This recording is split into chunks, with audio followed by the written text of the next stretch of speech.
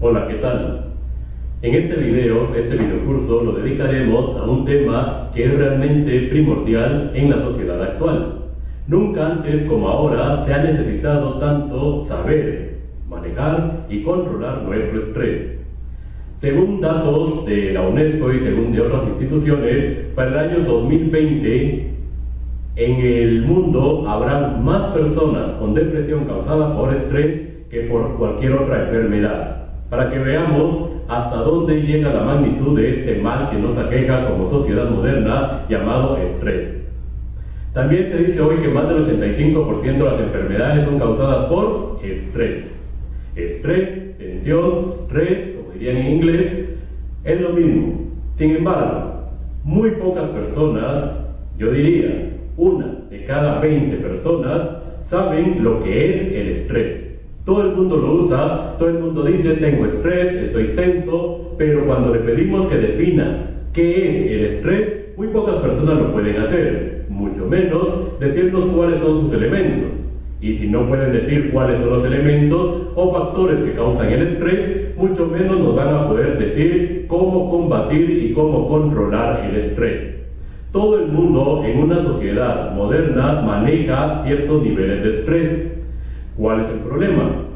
Que los niveles de estrés que estamos manejando actualmente han ido subiendo o aumentando, hasta tal punto que ya los organismos están resintiendo. Las relaciones interpersonales hoy, más que nunca, están sufriendo. Las estadísticas nos dicen que a pesar de estar en una era en que los elementos, los factores o los dispositivos para comunicarnos están a la orden del día, hoy es cuando menos comunicación hay entre las personas. ¿Qué es el estrés? De eso se trata este video. Más allá de únicamente conocer cuál es el estrés, vamos a ver una serie de elementos, porque hay muchas cosas que uno puede hacer para mejorar su calidad de vida. De eso se trata este video, darte una serie de elementos, consejos, lineamientos, estrategias que si tú los vas aplicando día con día, vas a minimizar gradualmente todo el estrés que está causando tu día a día, tu vida diaria. Y con ello vas a mejorar tu calidad de vida, tu cantidad de vida, pero lo primero y lo más importante, tu calidad de vida. Por ello es importante que nosotros conozcamos acerca del estrés y luego que sepamos qué hacer para contrarrestar ese estrés. Lo primero que yo tuve que aprender acerca del estrés es entender el cerebro humano. ¿Por qué? Porque es el cerebro humano el que va a provocar las reacciones que nosotros conocemos como estrés. El estrés, una definición muy sencilla, es una reacción natural del organismo ante cualquier peligro que se perciba, ya sea real o aparente. Más adelante regresaremos a esta definición y veremos las implicaciones que tiene. El cerebro humano es un órgano maravilloso, complejo, es un órgano acerca del cual en los últimos 20 años se ha aprendido más de él que en los miles de años anteriores. ¿Por qué? Porque hoy la tecnología nos permite estudiar el cerebro mientras está funcionando. Anteriormente, para determinar si una persona padecía del mal de Alzheimer, por ejemplo, había que diagnosticarlo hasta el momento de la autopsia. Hasta ese momento, los doctores tenían la certeza de que esa persona había padecido de Alzheimer. Sin embargo, ahora se puede diagnosticar en vivo, mientras el individuo aún está funcionando con todas sus capacidades. ¿Por qué? Por la tecnología. Vamos a estudiar el cerebro en base a la teoría de Maglin, que es la teoría del cerebro triuno o 3 en 1. Que nos explica cómo el cerebro ha ido evolucionando a lo largo de más de 100 millones de años. Al principio, en la atmósfera no había ni siquiera oxígeno. Luego comenzó el oxígeno y comenzó la vida unicelular. Después de la vida unicelular comenzó ya la vida más compleja y se desarrolló el primer cerebro. El cerebro llamado cerebro primitivo o cerebro reptil. Es un cerebro que compartían y compartimos con todos los reptiles de este planeta. El cerebro reptil es un cerebro que trae grabada la codificación, el programa instintivo. Es el cerebro que nos ayuda en las funciones básicas: comer, dormir, la necesidad de resguardo, el territorio, la necesidad de aparearse, etcétera, etcétera. Es un cerebro rutinario, es decir, le gusta la rutina. Si ya encontró una forma de hacer las cosas, no quiere cambiar, siempre le gusta. Este es el cerebro que se resiste cuando nosotros queremos hacer cambios de hábitos. ¿Por qué? Porque el cerebro reptil o primitivo no le gusta el cambio. Es un cerebro reactivo, es decir, reacciona rapidísimo para mantenernos con vida. Es el cerebro que si en épocas pasadas un tigre o cualquier animal atacaba a nuestros ancestros, entonces el cerebro que lo hacía reaccionar para huir o enfrentar. Es el mismo cerebro que reacciona hoy cuando un carro viene encima y nosotros tenemos que reaccionar. Este es el cerebro reptil, un cerebro reactivo, un cerebro que va a regir las funciones básicas del organismo. Es el cerebro que nos mantiene con vida ante las situaciones de urgencia del medio ambiente. Pasaron millones de años y entonces el cerebro reptil fue evolucionando. Los requerimientos del medio ambiente eran más y entonces había que responder. La naturaleza, la evolución tuvo que responder a las necesidades de las nuevas criaturas, las aves. Posteriormente se desarrolló un cerebro más complejo. Sobre el cerebro primitivo o reptil, que es la primera capa, si lo queremos ver como una casa de 3 niveles, entonces el cerebro reptil es el primer piso, sobre ese se construyó el segundo nivel. El segundo nivel es un cerebro que se ha llamado mamífero, ya que es el cerebro que rige o apareció con los mamíferos. Ya este cerebro es más complejo, tiene funciones muy específicas. Por ejemplo, es el cerebro que también se le ha llamado límbico o emocional. ¿Por qué? Porque es el que rige las emociones, el sentir. Ya este cerebro es el que nos da la capacidad, por ejemplo, a un perro o a cualquier mamífero de interesarse por su prole. Ya este cerebro lo hará huir, sin embargo, al estar en peligro su descendencia, enfrentará e incluso dará la vida por su descendencia. ¿Por qué? Porque es un cerebro que siente, es un cerebro emocional. Este cerebro es el cerebro que rige nuestras emociones. Esto es muy importante, como vamos a ver más adelante, por esto lo recalco. Además de ello, es importante entender con el cerebro mamífero que también se encarga de la memoria. Tiene ciertos órganos, como el hipocampo, que se encarga de la memoria, es decir, que puede traer el pasado al presente. Algo que pasó lo puede traer ahorita. Si tú sumas experiencia más recuerdo, entonces tienes memoria o conocimiento. Este es el cerebro encargado de la parte de sentimientos, emociones, memoria, entre otras muchas funciones, por supuesto. Muy bien, ahora, después de millones de años de evolución, de hecho se sitúa hace 100.000 años la aparición de una nueva capa, por así decirlo, o nivel o agregado de la evolución, la cúspide de la evolución, es el neocórtex, neo de nuevo. El neocórtex ya no solo reacciona y siente como lo hacía el cerebro primitivo y el cerebro mamífero, sino que el neocórtex es la parte racional, la parte superior, todo lo que es compasión, raciocinio, análisis, todas las funciones superiores que nos distinguen como seres humanos se encuentran en este cerebro, en el neocórtex. Obviamente, también lo compartimos con otras criaturas, con otras especies, pero solo en el ser humano se llegó a desarrollar de tal forma que tiene cualidades superiores. Solo el ser humano se puede volver más humano cada día, gracias al neocórtex. El sentido de conciencia, de quién soy yo, quién es el otro, el sentido de trascendencia, lo que es la muerte, el sentido de que hay una vida después de esta vida, el buscar entender el medio ambiente, la naturaleza, el pasado, el presente, y el neocórtex tiene algo muy importante, también puede proyectarse al futuro. Todo ello se dio gracias a la aparición de este tercer cerebro. Obviamente estamos usando este modelo que ha servido mucho para entender la evolución del cerebro. No quiere decir que estén separados o que uno actúe independiente del otro. Por decirlo de esta forma, los cerebros han firmado un contrato de interconexión. Los tres están íntimamente relacionados. Haciendo un pequeño resumen, el cerebro primitivo reacciona, el cerebro mamífero siente y el neocórtex es el superior, analiza. Por verlo de una forma muy simple, muy sucinta, muy resumida. Ahora bien, ¿qué pasa cuando tenemos miedo? Es a lo que queremos llegar, el estrés. ¿Cómo percibe el cerebro el miedo?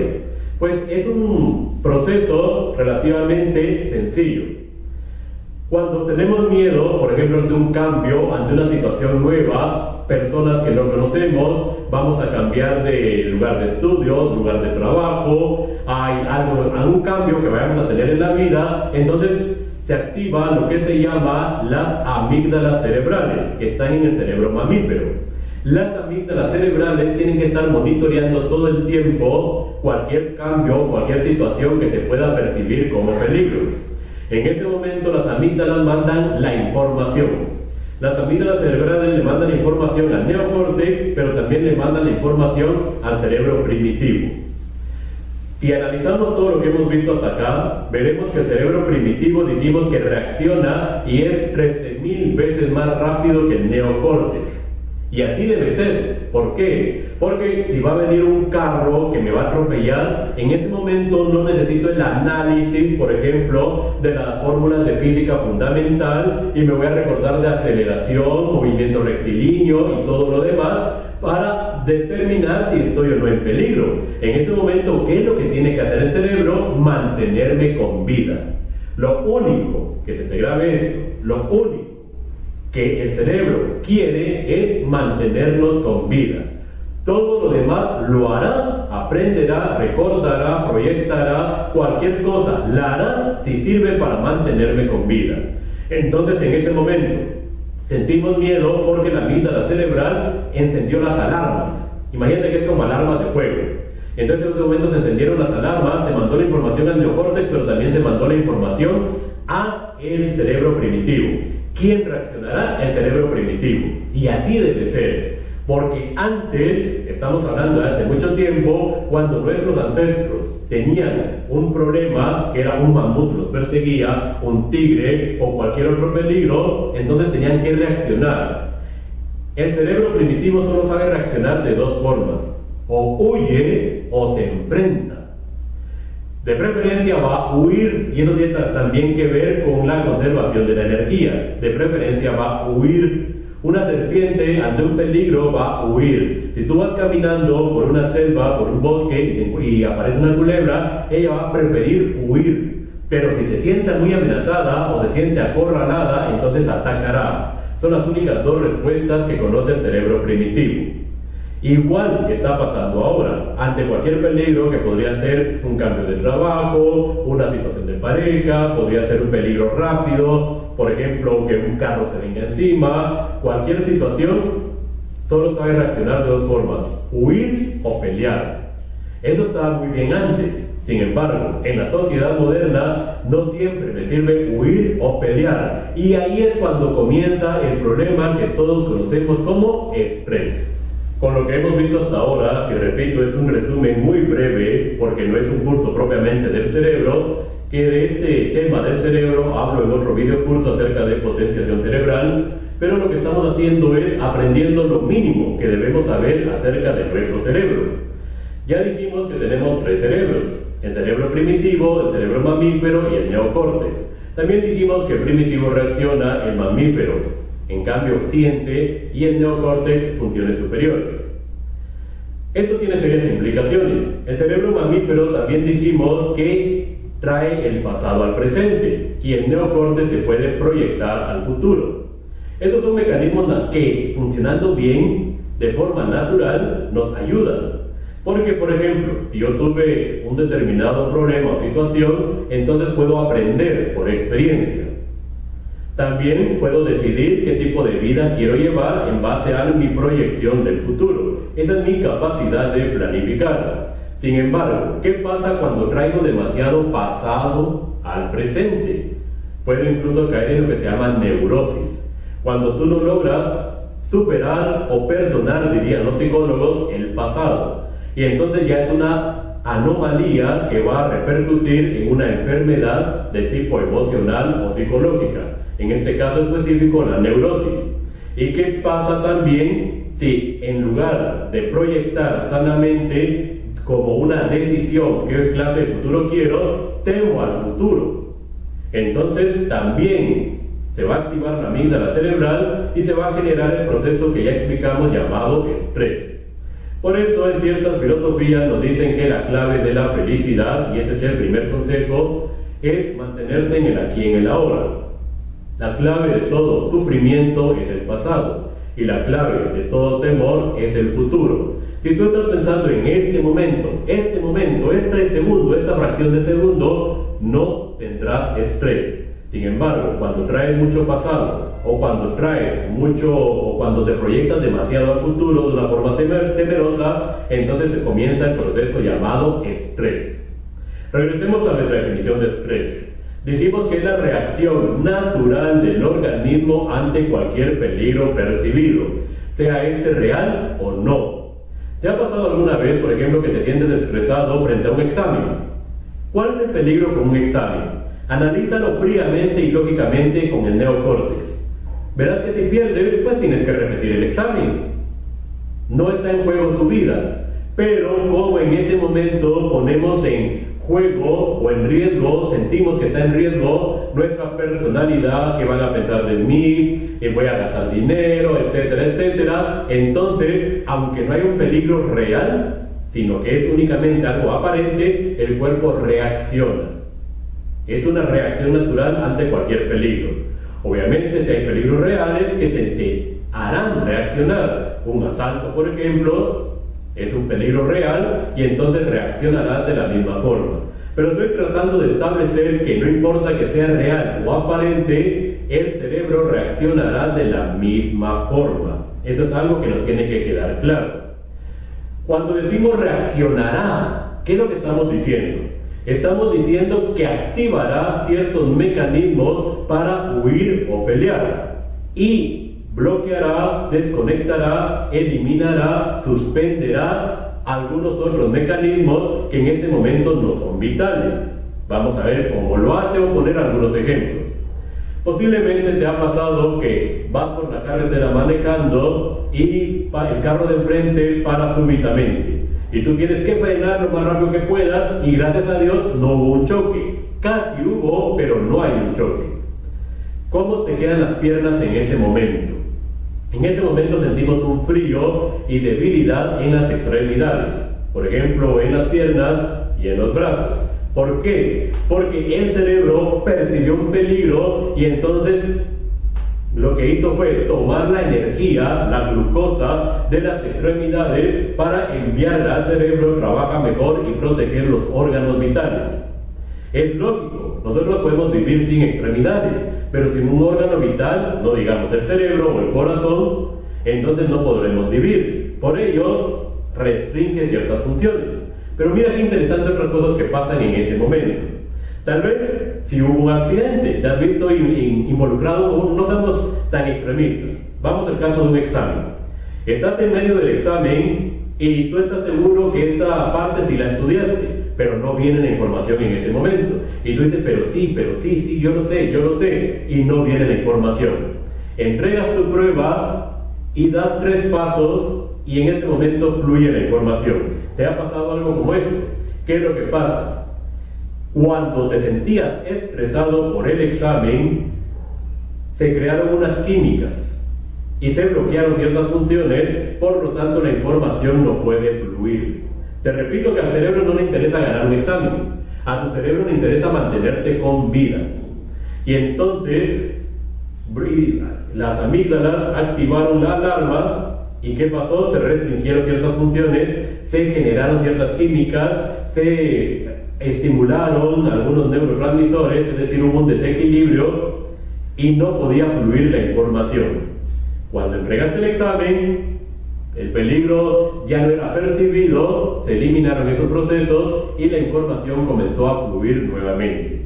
Mientras más estresado está uno, menos recuerda. ¿Ves? Esa asociación es muy importante entre estrés y baja memoria. Ya lo vamos a hablar más detenidamente. Entonces ves lo importante que es aprender a controlar nuestro estrés, porque si no, tus funciones superiores, cognitivas, tus funciones de análisis, de memoria, de aplicación, de compasión, etcétera, etcétera, se verán bloqueadas. No porque sea una falla, sino porque tu cerebro está trabajando bien. Pero si yo trabajo desde el cerebro primitivo, es decir, en base al miedo, entonces voy a ser una persona con mala memoria, con enfermedades, una persona violenta, una persona que yo no quiero ser. Sin embargo, si yo aprendo a trabajar desde mi neocórtex, es decir, controlar, por decirlo así, bueno, sonó la alarma, analicemos esta alarma. Entonces, ¿qué es lo que va a pasar? Comienzo a trabajar desde el neocórtex. Ante una situación, volvamos al caso del examen.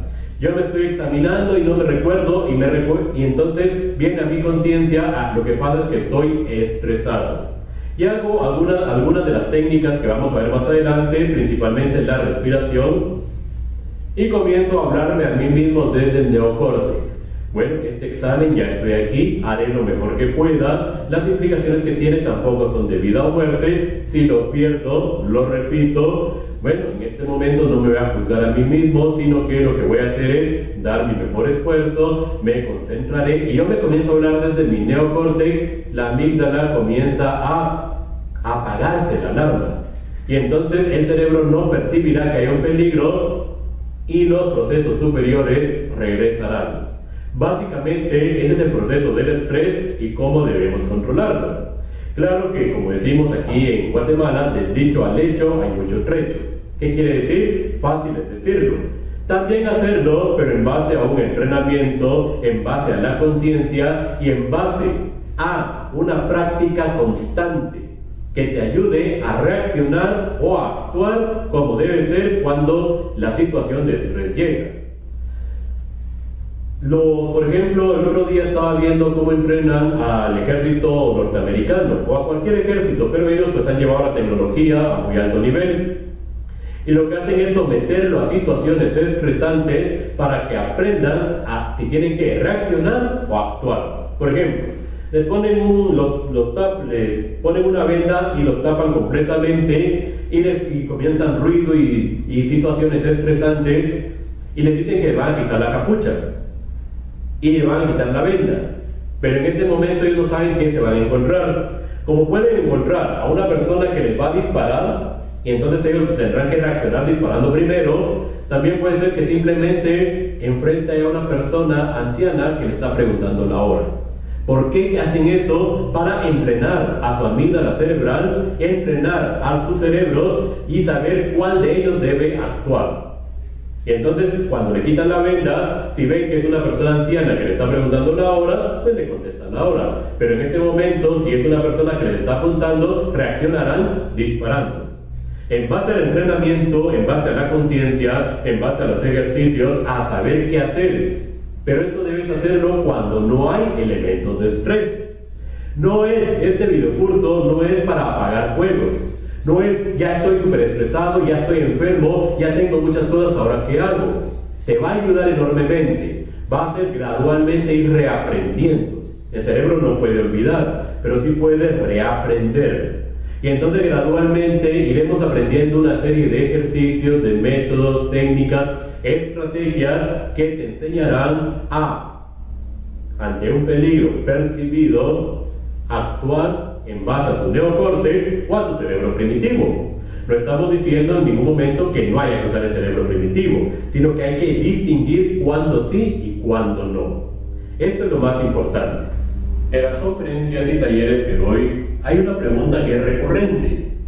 Pienso que es por curiosidad, pero también ayuda mucho a entender este proceso del estrés. Me preguntan si solo el ser humano puede sufrir de estrés o si también los animales.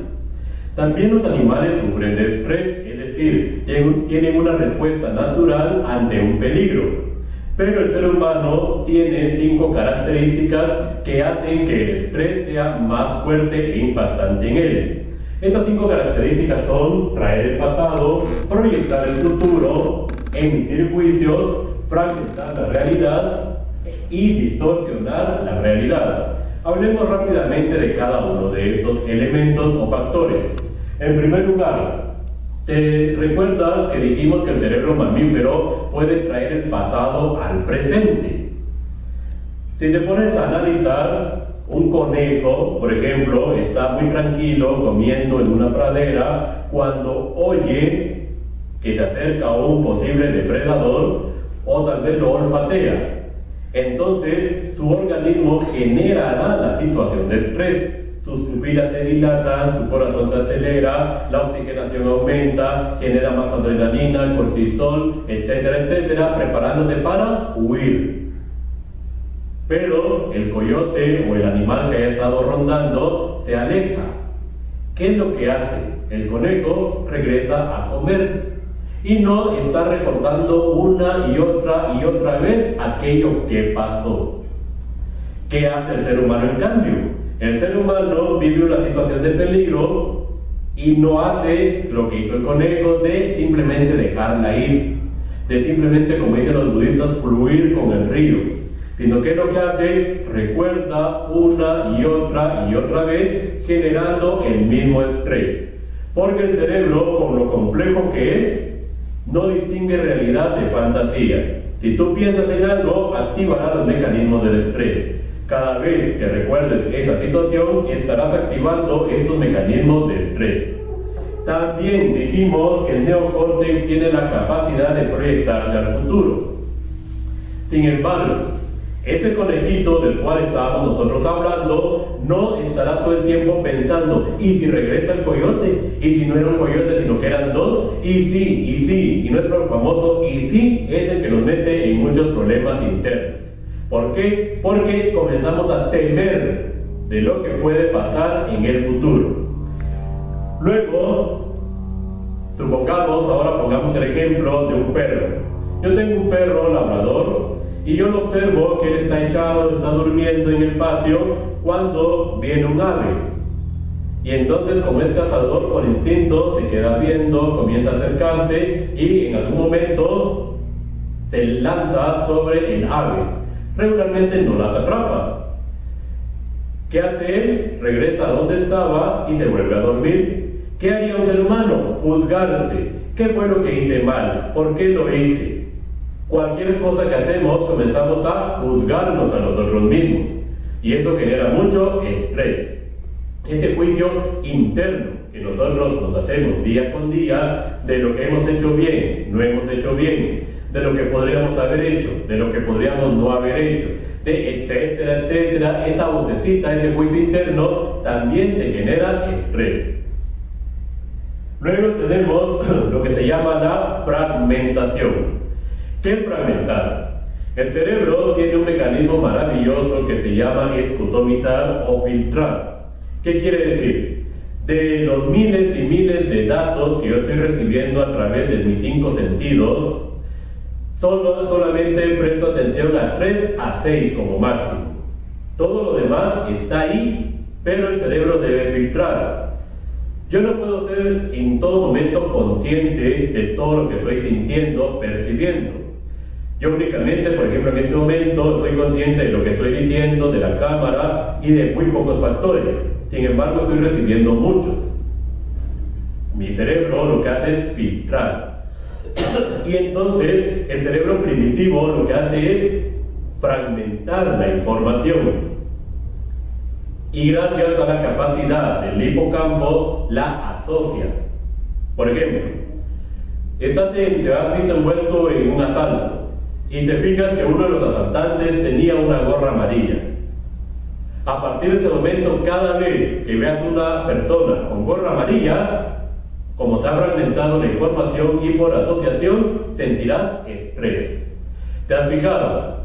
Ves una persona o en un problema, alguna situación, se graba algún elemento de esa situación y luego cuando veamos ese elemento, aunque toda la situación ya no sea ni el contexto, ni sea el asalto o el accidente o cualquier cosa que haya pasado, generamos el mismo estrés. Posiblemente el estudiante ha tenido miedo ante algún profesor, porque el profesor muy recia a su personalidad, porque lo ha regañado, cualquiera. 20 años después, está en su trabajo y su jefe tiene características físicas similares a las del profesor. Y entonces sentirá el mismo miedo, el mismo estrés. Eso por mecanismos de funcionamiento del cerebro. Pero ahora que ya lo sabes, ya puedes ir tomando conciencia. Pero decía que es muy importante que nosotros vayamos tomando conciencia de cómo se genera el estrés. Ahora, ante determinada persona, yo siento miedo, rechazo, enojo, con frustración, pero no entiendo por qué, si nunca me ha hecho nada esta persona. Posiblemente lo estoy asociando con otro evento de mi vida. Y el quinto elemento es la distorsión.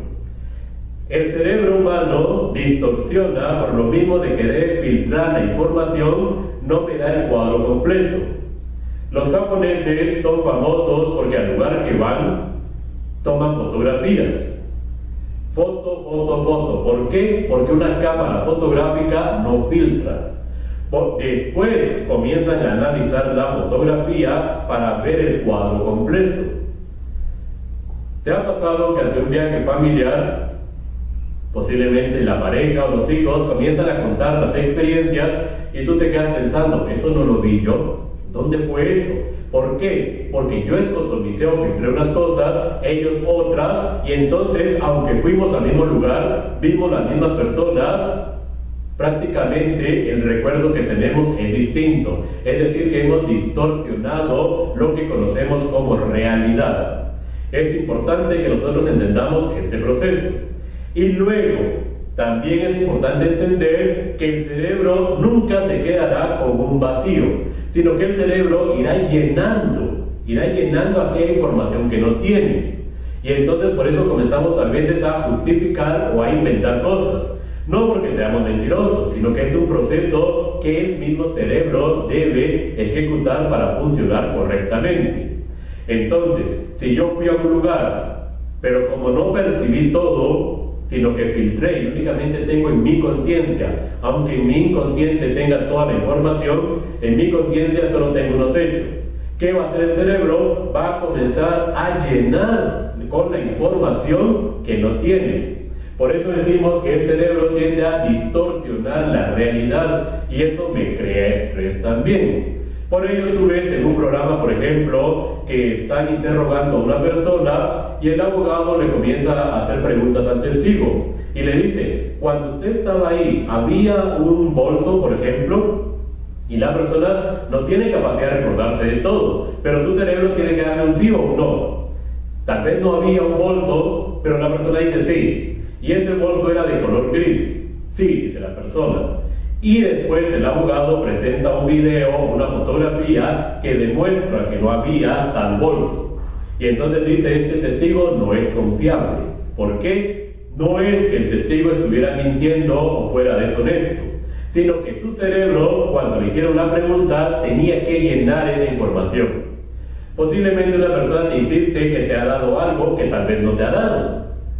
Y entonces dice, sí se lo di, estábamos en tal lugar y yo se lo di y se lo di. ¿No te ha pasado que a los pocos minutos o a las pocas repeticiones entras en duda? Y dices, tal vez sí me lo dio, tal vez no recuerdo. Sí, ahora recuerdo que sí, lo sentí en mi mano. Sí recuerdo. ¿Por qué? Porque el cerebro está comenzando a llenar esa laguna mental que te ha creado la aseveración de la otra persona. Por estos 5 factores nosotros manejamos más estrés que el que manejaría otra criatura. Algo muy importante también que me preguntan en las conferencias y en los talleres es ¿qué efecto tiene el estrés en el organismo? Para responder esta pregunta tenemos que entender que el efecto del estrés va a ser distinto a corto, a mediano o a largo plazo.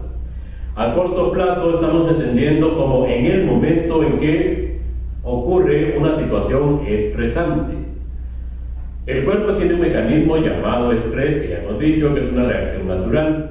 Ante cualquier peligro, ya hemos dicho también que eliminará algunos mecanismos, activará otros, generará ciertas hormonas, ciertos neurotransmisores, cambiará la pulsación o el latido del corazón, oxigenará más unas partes, eliminará de otras partes, tomará reservas de glucosa de unas partes, etcétera, etcétera. Dilatará las pupilas, activará, abrirá, ordenará al cuerpo una mayor sudoración, etcétera, etcétera.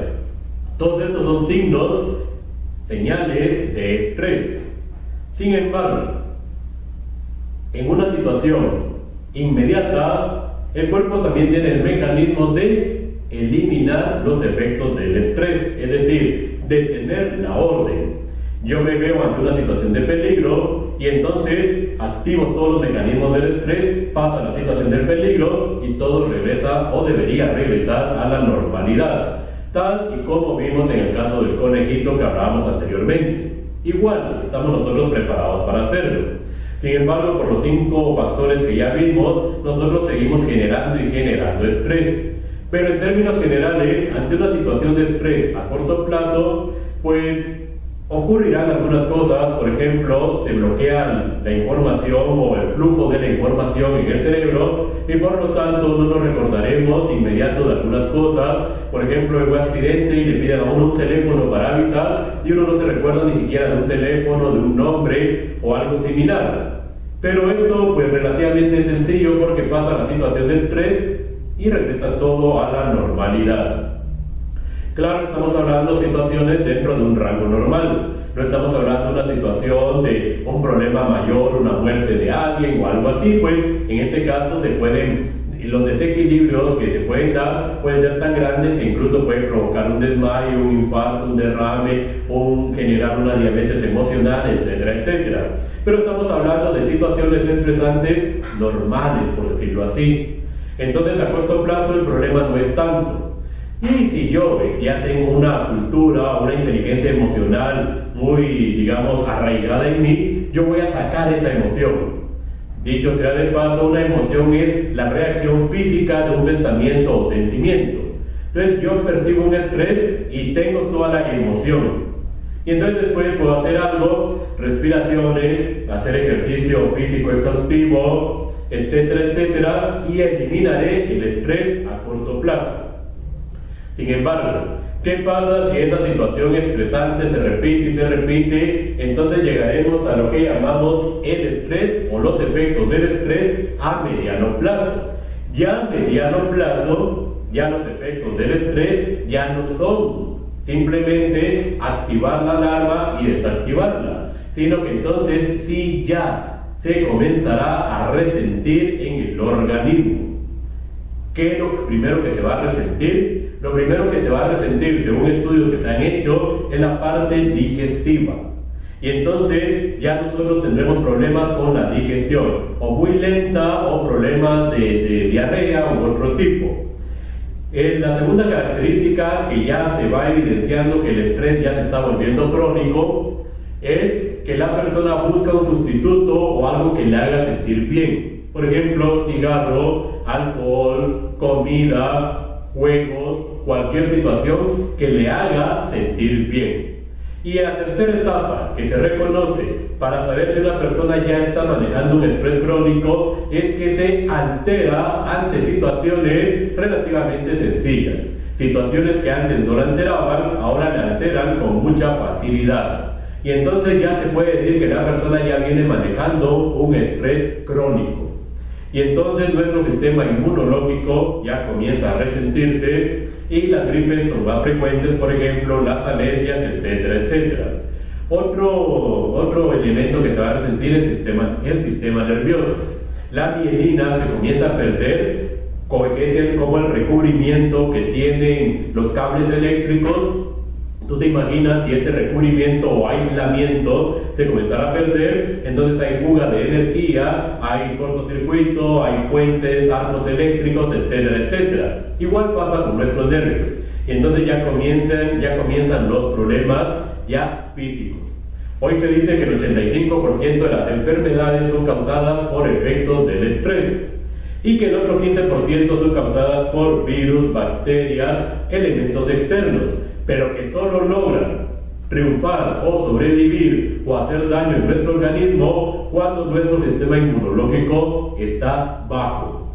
¿Y por qué va a bajar? Por efectos del estrés. Es decir, que tanto a nivel físico, ya sea un agente externo, o sea, por razones internas, prácticamente todas las enfermedades tienen que ver con el estrés. Esto es algo que hoy están reconociendo cada día más doctores, aunque todavía es una línea tradicional, pero cada día las investigaciones en todos estos aspectos nos dicen que los efectos del estrés repercuten en todo nuestro organismo.